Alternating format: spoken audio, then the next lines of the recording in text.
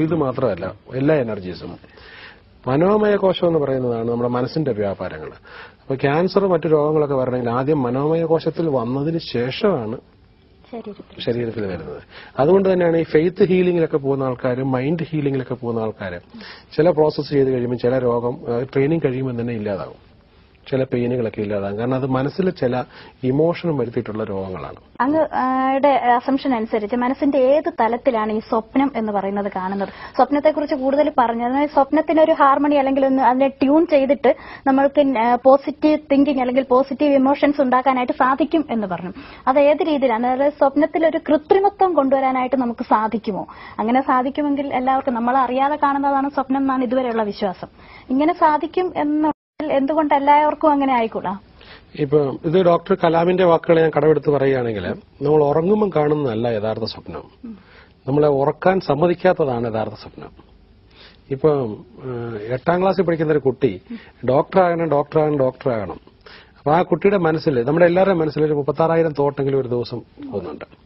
ഈ തോട്ടിൽ 30,000 തോട്ടും ഈ ഡോക്ടർ എന്നാണെങ്കിൽ ഈ കുട്ടിക്ക് രോഗം വരത്തില്ല. എല്ലാ ശ്രദ്ധയും ഇതിലേക്ക് മാത്രം കോൺസെൻട്രേറ്റ് ചെയ്യുക. ഇപ്പൊ നമ്മുടെ സൂര്യപ്രകാശം വരുമ്പോഴത്തേക്ക് സ്കാറ്റേർഡ് എനർജിയാണ്. അതിന് നമ്മളൊരു മാഗ്നിഫൈങ് ഗ്ലാസ് പിടിക്കുമ്പോഴത്തേക്ക് അത് ഫോക്കസ്ഡ് ആയി. ഒരു ബുക്ക് അതിന്റെ താഴെ വെച്ച് കഴിഞ്ഞാൽ അത് കത്തും. അത് ഫോക്കസ് ചെയ്തുകൊണ്ടാണ്. എന്ന് പറഞ്ഞാൽ നമ്മുടെ തോട്ടിനെ ഫോക്കസ് ചെയ്യുകയും നമ്മുടെ എനർജിയെ ഫോക്കസ് ചെയ്യുകയും ചെയ്യുകയാണെങ്കിൽ ആ കുട്ടിയുടെ സ്വപ്നം എന്താണോ എന്ന് പറഞ്ഞാൽ ഉറക്കാൻ സമ്മതിക്കാഞ്ഞത്, ഇപ്പം മൈൻഡ് പറഞ്ഞത് ആ സ്വപ്നം ഉദ്ദേശിക്കുന്നത്, ഉറങ്ങാൻ സമ്മതിക്കാഞ്ഞ എന്താണോ അതിലേക്ക് എല്ലാ കഴിവുകളും എല്ലാ ശ്രദ്ധയും കൊണ്ട് പോകുമ്പോഴത്തേക്കും ആ കുട്ടീനെ ഡോക്ടറാക്കാൻ പറ്റിയ കാര്യങ്ങൾ മാത്രമേ കുട്ടി സെലക്ട് ചെയ്താണ് റിസീവ് ചെയ്യുന്നത്.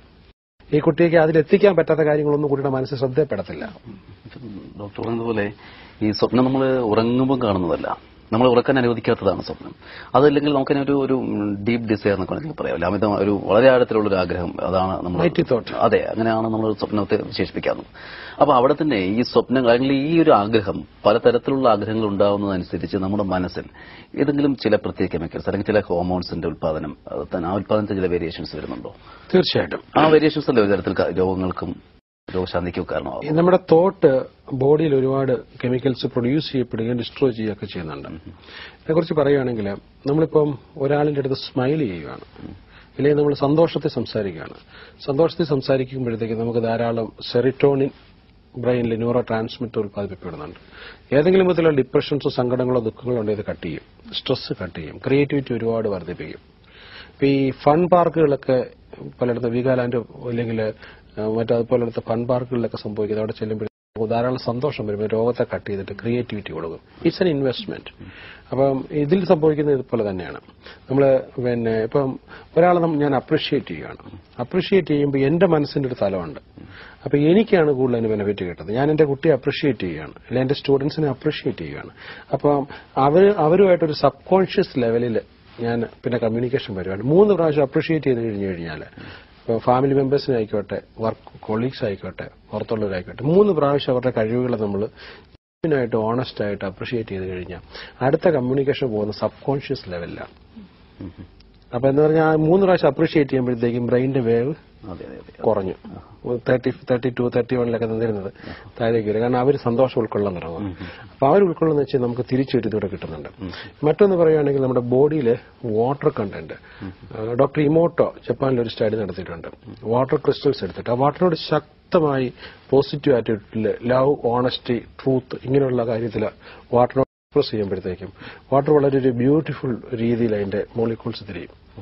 അതേസമയത്ത് വാട്ടറിനോട് നമ്മൾ അതിശക്തമായിട്ട് hate, terrorism, I want to kill you ഇങ്ങനെയൊക്കെ പറയുമ്പോഴത്തേക്കും വാട്ടറിന്റെ മോളിക്യൂൾസ് വളരെ അഗ്ലി ആകുന്നുണ്ട്.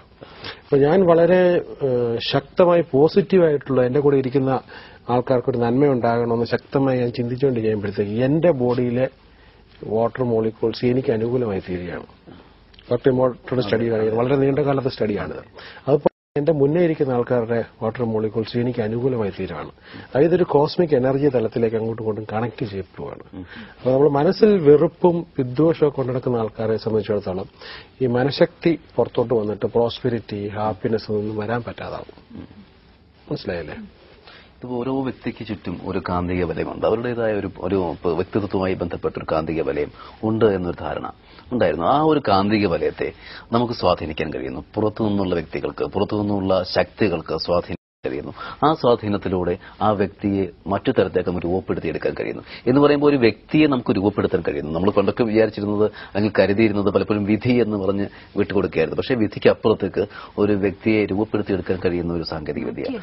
അതെ, അത് തന്നെയല്ലേ ഈ മൈൻഡ് പവർ പ്രോഗ്രാം ഡോക്ടർ ഉദ്ദേശിക്കുന്നത്? എക്സാക്ട്ലി. ഇപ്പൊ എനിക്ക് ഇല്ല, താങ്കളെ കുറിച്ചൊരു രൂപരേഖ ഉള്ളിലുണ്ട്. നമ്മളൊരു ബ്ലൂ പ്രിന്റ് എന്ന് പറയും. ഒരു 7 സ്റ്റോറി ബിൽഡിങ്ങിന്റെ ബ്ലൂ പ്രിന്റ് പോലെ ഒരു രൂപരേഖ. നമ്മൾ എവിടേക്കാണ് പോകുന്നത്, ഇനി എന്തായി തീരും, ഇതിനെക്കുറിച്ചൊക്കെ ഞാൻ ഇവിടെ വരെ പോവുകയുള്ളൂ, ലിമിറ്റേഷൻസ്, പോസിബിലിറ്റിയെ കുറിച്ചൊക്കെ ഒരു രൂപരേഖയുണ്ട്. അപ്പൊ ആ രൂപരേഖ അപ്പുറത്തേക്ക് നമുക്ക് പോകാൻ പറ്റത്തില്ല. നമ്മുടെ രൂപരേഖ ലോകം മുഴുവൻ പരന്നു കിടക്കുന്നതാണെങ്കിൽ, ഇപ്പൊ പ്രസിഡന്റ് ഒബാമയുടെ രൂപരേഖ എന്ന് പറഞ്ഞാൽ വളരെ വലുതായിരുന്നു. അപ്പൊ അതിന് ലിമിറ്റേഷൻസ് ഒന്നും ഒരു പ്രശ്നമല്ല. പക്ഷേ വളരെ കഴിവുണ്ടാഞ്ഞിട്ടും വളരെ ചെറിയ മനസ്സുമായിട്ട് നടക്കുന്ന ആളെ സംബന്ധിച്ചിടത്തോളം ഈ രൂപരേഖ വളരെ ചെറുതായിരിക്കും. അപ്പൊ ചെറിയ മൈൻഡ്, പക്ഷെ വലിയ സാമ്രാജ്യം, ഒന്നിച്ചു പോകില്ല. അപ്പൊ അവിടെ വേണ്ടത് നമുക്ക് ഈ രൂപരേഖ ഉള്ളിൽ മാറ്റണം.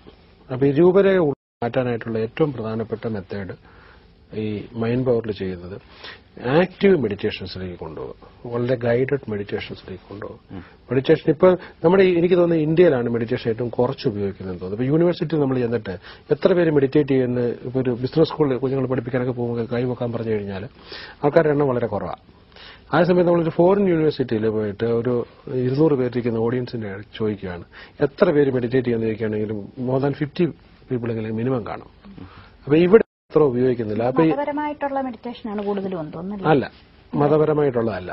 റിലീജിയസ് ന്യൂട്രൽ ആയിട്ടുള്ള ഒരുപാട് എക്സിക്യൂട്ടീവ് മെഡിറ്റേഷൻസ്, മാനേജ്മെന്റ് മെഡിറ്റേഷൻസ് ഒക്കെ ഉണ്ട്. കീ മെഡിറ്റേഷൻസ് 3 മിനിറ്റ് കൊണ്ട് ചെയ്യാം. ഒരു എക്സിക്യൂട്ടീവ് തീരുമാനം എടുക്കുമ്പോഴത്തേക്കും വളരെ അലേർട്ടായിട്ട് നിൽക്കുമ്പോഴത്തേക്കും ബ്രെയിൻ വേവ് വളരെ കൂടുതലാണ്. ആ സമയത്ത് അയാളുടെ തീരുമാനത്തിന് ചില ബ്ലൈൻഡ് സ്പോട്ടുകളുണ്ട്, ചില കാര്യങ്ങൾ കൺസിഡർ ചെയ്യപ്പെടത്തില്ല. അപ്പൊ അദ്ദേഹം ഒരു കീ മെഡിറ്റേഷൻ ചെയ്യുകയാണ്. 3 മിനിറ്റ് കൊണ്ട് കീ കയ്യിൽ പിടിച്ചിട്ട് ദേഹം മുഴുവനും മൊത്തം വിഷ്വലൈസ് ചെയ്ത് ആഗ്രഹങ്ങളൊക്കെ വിഷ്വലൈസ് ചെയ്ത് പിന്നെ കീ തന്നെ കയ്യും താഴെ പോകുന്ന സമയം അങ്ങ് നിർത്തും. 3 മിനിറ്റ്സ് ഓവർ. അത് കഴിഞ്ഞ് ഡിസിഷൻ എടുക്കുകയാണെങ്കിൽ ആദ്യം എടുത്ത ഡിസിഷൻ ആയിരിക്കത്തില്ല എടുക്കുന്നത്. ഏറ്റവും പ്രധാനപ്പെട്ട ജീവിതത്തിനെ ഏറ്റവും അഫക്ട് ചെയ്ത ഡിസിഷൻസ് എടുക്കാൻ ഏറ്റവും പറ്റിയ സമയം മോർണിംഗ് ആണ്. ഉറക്കം തെളിഞ്ഞു വരുന്ന സമയമാണ്. എന്താണെന്ന് വെച്ചാൽ ബ്ലൈൻഡ് സ്പോട്ട് നമുക്ക് വളരെ കുറവായിരിക്കും. വളരെ ഇമോഷണലി ഡിസിഷൻസ് എടുക്കാതിരിക്കുക.